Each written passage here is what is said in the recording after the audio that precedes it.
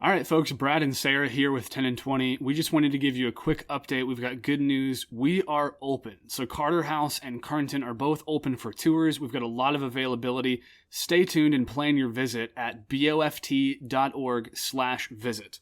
And we want to thank everybody for all of their support that they've given us over the last few months. If you would like to continue to support us, please feel free to go and buy a membership also at boft.org/membership, or check out our online store, store.boft.org.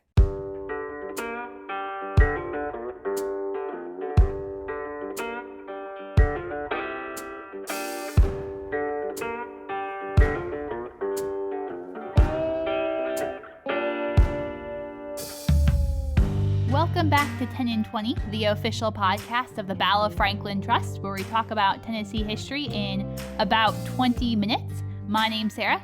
And my name's Brad. This week on the podcast, we are interviewing Dr. Hugh Davis, who is a historian and probably the leading expert on James Agee, who is a native Tennessean and is an often unknown but very influential author. We are really excited to talk with him today.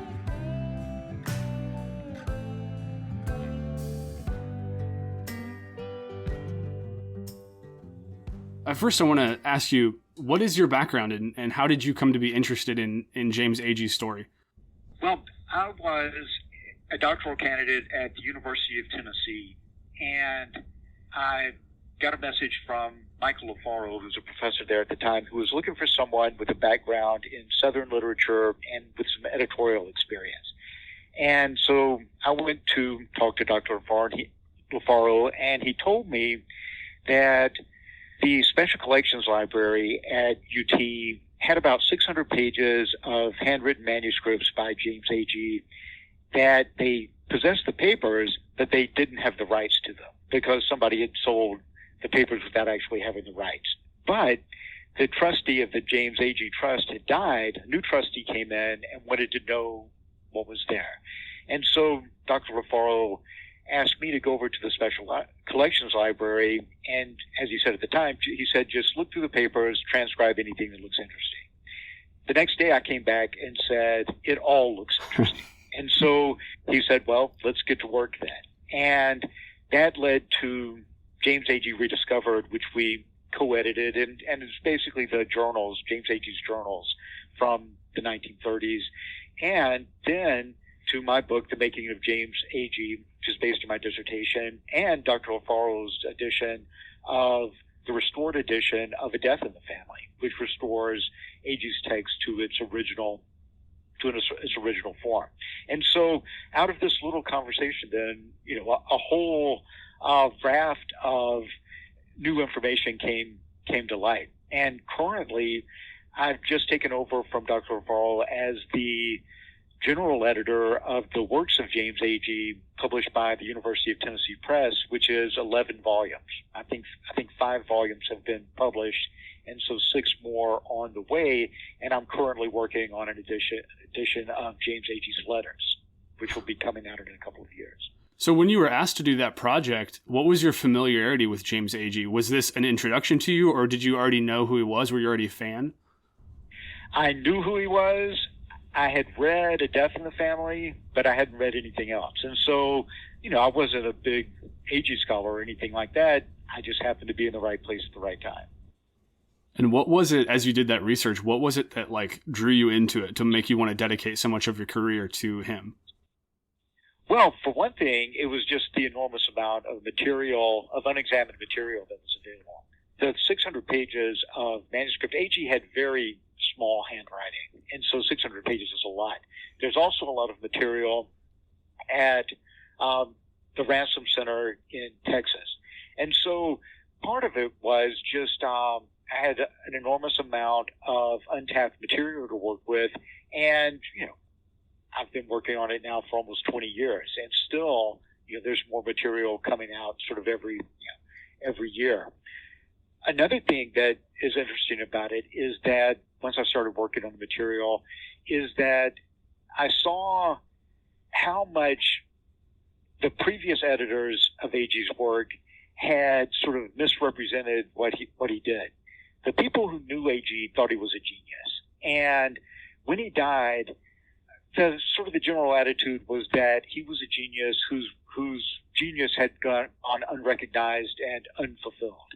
And so people like David McDowell, who edited A Death in the Family, and Robert Fitzgerald, who edited his collected poems, really tried to make the case for their version of James Agee, which, for instance, Robert Fitzgerald completely left out all of Agee's political poetry. During the 1930s, Agee was not a communist, but was certainly a fellow traveler. Definitely a man of the left. Later, that became more complicated, but most of his poetry from that time was, politically oriented. Fitzgerald left that completely out of the collected poems because it didn't fit the version of Agee that he wanted to promote. Same thing with A Death in the Family. If you've read A Death in the Family, it begins with, the beautiful prose poem Knoxville, Summer of 1915, which is a wonderful piece of writing, but it has nothing to do with A Death in the Family. The real introduction to A Death in the Family that Agee wrote, which was based on a dream that he had, was in the dream, his father was a street preacher, and he's preaching on the street in downtown Knoxville. A crowd gathers, and then the crowd attacks his father and kills him. And Agee drags the body through the streets of Knoxville up to the top of this hill, and at one point the head pops off. But anyway, he wakes up and realizes, I have to go find my father. And that was the introduction that Agee wrote for A Death in the Family. That was completely unknown until Dr. Alfaro restored the text from the manuscripts. And so David McDowell, edited A Death in the Family. He changed the linear structure into something more modernist and fragmented. He left out a couple of key chapters, and like I said, he added Knoxville, Summer of 1915 as the introduction, which completely changes the tone of the work.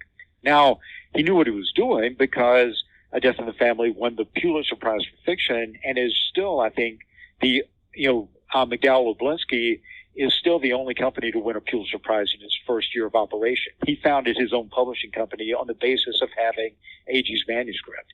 But, like I said, he altered it and changed it in some pretty significant ways to match his vision of Agee rather than what Agee actually wrote.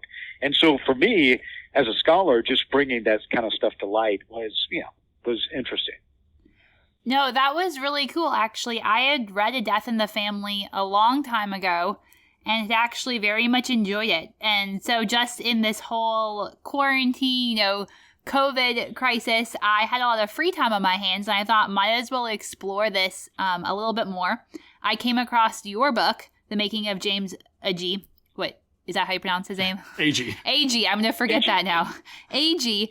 And it just opened up my eyes to so much. The fact that, it's not what he maybe originally wrote, or at least not in the order that he originally wrote it. And just his influences on things beyond A Death in the Family just honestly amazed me. I did not realize how much he played a role in Hollywood and just stuff like that.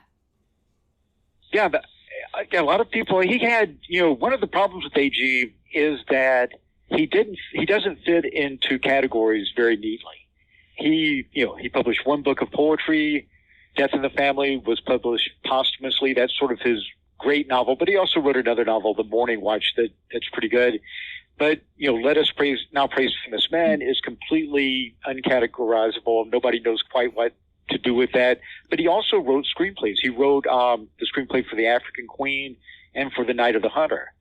And so, so he had this sort of very wide, career that doesn't quite fit into a narrative because he's not really a novelist. He's not really a poet. Not really a journalist, even though he had great successes in all those fields. So when Sarah brought up this idea to do a podcast about James Agee, I knew the name, but I hadn't read any of his books. And in preparation, I read A Death in the Family and then just read a little bit about Agee's backstory. But I got to imagine a lot of our listeners don't know much about him. So I would love it if you could just tell us about his background and his early life.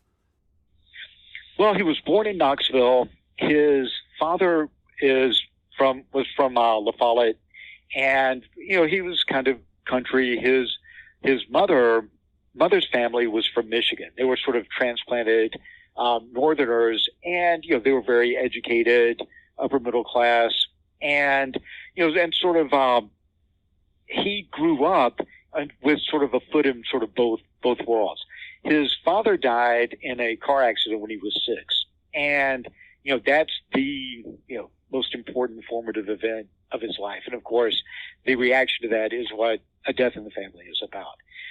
His mother then took him to Sewanee, Tennessee, to attend St. Andrews, a school for mountain boys there, a boarding school in Sewanee. That's where he met Father Fly, and formed a lifelong friendship. Father Fly was his English and history teacher, and really recognized that Agee was very intelligent, very sensitive, and cultivated those qualities in him.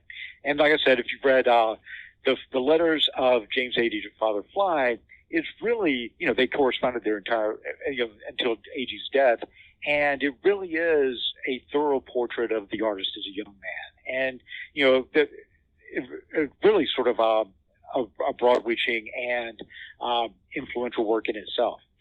Then he moved back to Knoxville for 1 year. His mother remarried, and they moved to Maine, and he attended Phillips Exeter in New Hampshire, and then went on to Harvard. After Harvard, in his final year, he was the editor of the Harvard Advocate, and they did a Time magazine parody. They did a parody of Time magazine, which the editor saw and were so impressed by it, he was hired by Time Incorporated and went to work for Fortune. Agee saw himself as a poet, and he thought it was kind of selling out to go to work for Mainstream magazine, but his editor at Fortune was Archibald MacLeish. And so the way that Time Inc. worked at the time is they didn't really care about your background. They just wanted good writers. And so he actually did fit in pretty well there. In 1936, he was sent on an assignment to do a story the assignment was to find a representative family of sharecroppers in Alabama and then do a story on them. And Agee was offended by that because he thought, what in the world is Fortune magazine going to say that has any relevance about, a family of sharecroppers? And so he took this opportunity to write what he thought was going to be sort of a blistering account of the hypocrisy of Fortune magazine. But, and of course, the article that he turned in was rejected by the magazine, but they gave him the rights to it, and that turned into Let Us Now Praise Famous Men, which was actually supposed to only be the first volume of a three-volume expose of labor conditions in the South. And this is really his great work. And I would say probably the most significant work of nonfiction of the 20th century, of American nonfiction of the 20th century. Wow.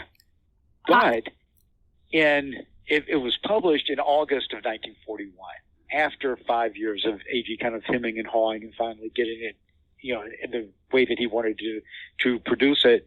And of course, that's right before Pearl Harbor. And so, when World War II started, when America entered World War II, nobody cared about sharecroppers anymore. And so it only sold like 600 copies. It completely, fell out of print, and even the printing plates were melted down for scrap iron during the Korean War. And so it almost completely disappeared. And Agee, who was writing film reviews for Time and the Nation during the 40s, ended up going to Hollywood and working on screenplays. And so when he died, he had pretty much been forgotten. And Death in the Family hadn't been published yet. His great work, Let Us Now Praise Famous Men, had been completely forgotten. And it, like I said, then it sort of turned to the people who had known him during life and thought that his genius had gone unrecognized and unrewarded, began this project of reconstructing his work. And so when David McDowell published Death in the Family and it won the Pulitzer Prize, then people said, wait a minute, what about Let Us Now Praise Famous Men? It was republished in 1960 and became kind of a Bible for the freedom riders who came to the South. And it's interesting that, there's one account that says that copies of Let Us Now Praise Famous Men, that, the civil rights workers, the northern white civil rights workers who came to the South, passed it around like bread or cigarettes. And they really did sort of look at it as a way to try to understand the people they were dealing with in the South. And so Let Us Now Praise Famous Men had this sort of second life as a civil rights book. And Agee himself then became kind of a cult figure of someone who had never been successful in life, but the reason he had never been successful was that he refused to sell out. And so he became this sort of model of a type of artist that, had, complete integrity. And even though he may have been a failure in life, ended up having this sort of second life as, like I said, a cult figure. So you referred to his book, Let Us Now Praise Famous Men, as the great American nonfiction book of the 20th century. What is it about, and what it makes you think it was so important? Well, it's, Agee came to the South, like I said, Alabama in 1936. He was supposed to find a family of representative sharecroppers, and he actually spent 8 weeks, he and Walker Evans, the photographer Walker Evans, spent about 8 weeks in Alabama. They put 6,000 miles on their rental car, which you can imagine what the roads were like in the 1930s in Alabama. That's a lot of riding around in the middle of nowhere. Finally settled on the sharecroppers, and Agee lived with a family of sharecroppers for about 3 weeks, and then recorded his impressions of their everyday lives. And Let Us Now Praise Famous Men, it's a hard book to describe because it's kind of a documentary. At one point, the sharecroppers have gone somewhere, and so Agee just started going through all of their stuff and cataloging everything in the house in minute detail. Now, the effect of that is pretty interesting because these are people who had nothing. These are, one of the families that he deals with didn't even have an outhouse. These are people, their clothes were literally, burlap sacks, flour sacks, and, just sort of rudely stitched together. And so, on the one hand, he writes this sort of, detailed documentary discussion of their lives, but the point of that is to show just how little they have. If you can count, the number of paper clips in a cup as part of your catalog of everything that they own, that shows that they have nothing. But it's also sort of an anti-documentary because at every point, Agee is also, sort of trying to give a detailed picture of the truth, but at the same time, he's explaining how getting at the truth is completely impossible because, as an outsider, and Agee is a Southern writer, but at the same time, he's an outsider to the South. I mean, his upbringing, his background is very different. And so he's trying to connect with these people on the one hand, but then also writing very honestly about the impossibility of that at the same time. And so everything in the book is both an exploration of these lives and at the same time a meditation on the impossibility of it. And so it's a great modernist, or even prefigures, postmodernism in its approach to the subject, which, like I said, is sort of the most detailed and complete picture of their lives. At the same time that it's it sort of brings you into it, but then it pushes you away at the same time. I read Let Us Now Praise Famous Men before this, and I was just amazed at how honestly incredible the work was. What's the title mean? What is it referring to? Well, it actually comes from a line in Ecclesiasticus, and it's kind of ironic in that, let us now praise famous men. Well, the book is about sharecroppers, who have nothing. They're actually the absolute, most impoverished people among us.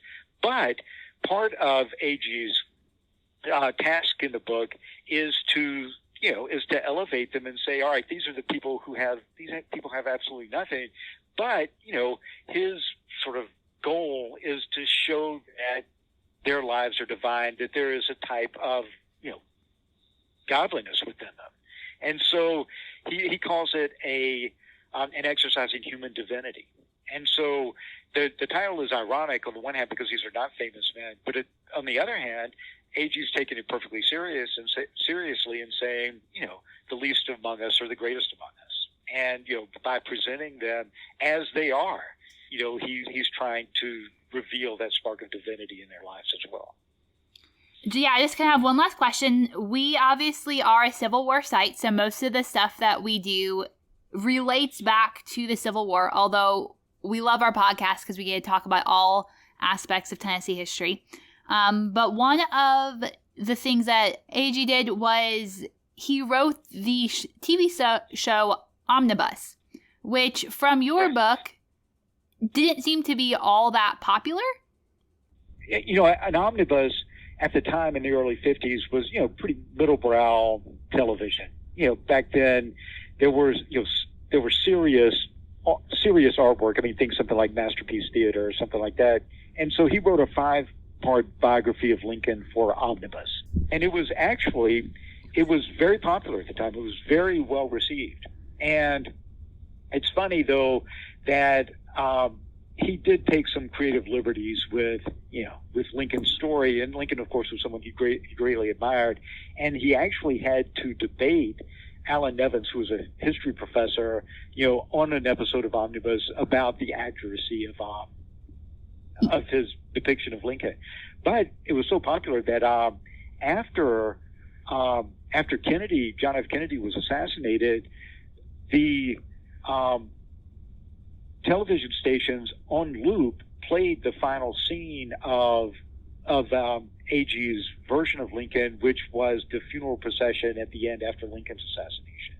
And so it was enough of a cultural touchstone for people to make the connection between the ending of the Omnibus series and the assassination of John F. Kennedy. I have a last question. I guess I kind of have two last questions. So the main focus of this podcast is to deal with Tennessee history and people who consider Tennessee home. How do you feel like growing up in rural East Tennessee influenced the kind of person that James Agee became? Like I said, Agee's father was from La Follette. That side of his family was more, sort of mountain people. His mother was from Michigan.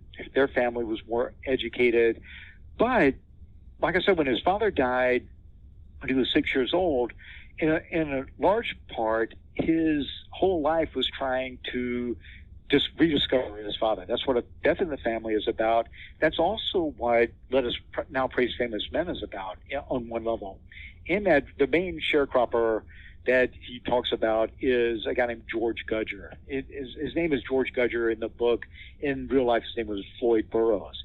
And, Agee, I think, saw Floyd Burroughs as sort of a model of his father. And in some ways, the book is about trying to reconnect with his father's side of the family. Because, after his father died, his mother, took him to an all-boys school. She knew he needed, like, a positive male role model. And then, like I said, after that he went on to Phillips Exeter and Harvard. But he never lost the feeling that, because of his father's early death, that he had lost some important connection back to something real and something that he always associated with Tennessee. And so, when he came back to the South to live with the sharecroppers in 1936, he saw that as part of his search, for this lost connection that he had due to his father's death. And that's very much tied to Tennessee in the South for Agee. One last question then. Let's say you and I met and it was just like we didn't know each other, and in conversation it came up that you were a scholar on James Agee. and let's pretend I have no idea who he is, and I said to you, oh, well, what makes James Agee so important? Why should I know who he is? What would your response in just a conversation like that, what would your response be to somebody who asks you that? Well, I would say let us now praise him as men. But the problem is with let us now praise him as men is either you can't get past the first couple of pages or it changes your life. There's no in between with Agee. And so, yeah, I mean, I would just say read let us now praise him as men. That more than Death in the Family. Oh, yeah. Now, Death in the Family is a great novel, and nobody writes children like Agee. You know, and you can feel it. You can feel it. I mean, it's probably the most accurate depiction of a 6-year-old child's response to, you know, a completely, you know, a situation that he can't understand that's ever been written. Death in the Family is a great novel, but Let Us Now Praise Famous Man is a work of genius. It's on a completely different level. I think you sold me, and now I need to go pick up that book and read it. Yeah, most definitely. Yeah, I read it a couple like last week before that. It was very recently, and I not even really ever heard about it until I had read your book. And yeah, I definitely agree. It's something that everybody needs to read. All right, so you know what to read next. Yeah, but with that, I guess since our episodes are limited here to about 20 minutes, I think we got a really good kind of overview of James's life. So I guess just we want to thank you for coming on the podcast today. All right, and thank you very much for having me. I enjoyed it.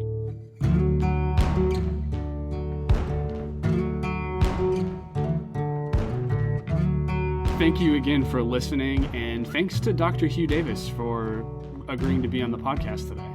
We hope that you read one of James Agee's books.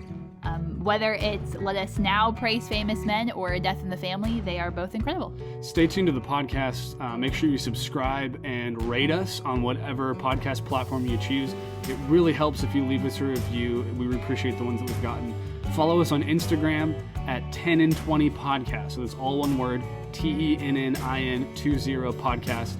And thank you so much for listening.